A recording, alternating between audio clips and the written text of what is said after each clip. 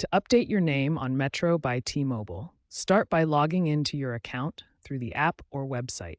Once logged in, navigate to the account settings or billing profile section. Find and select the option to update your name.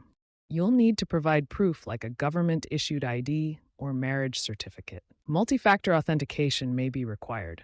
The change takes 1 to 3 business days, and you'll get an email confirmation. If you encounter problems, contact support through chat or by calling 1-888-863-8768. Before starting your name change, ensure your Metro by T-Mobile account is active and has no outstanding disputes. Inactive accounts may require reactivation before proceeding. Make sure the name on your ID exactly matches the new name you're requesting. A common reason for rejection is mismatched information. Double-check all details before submitting.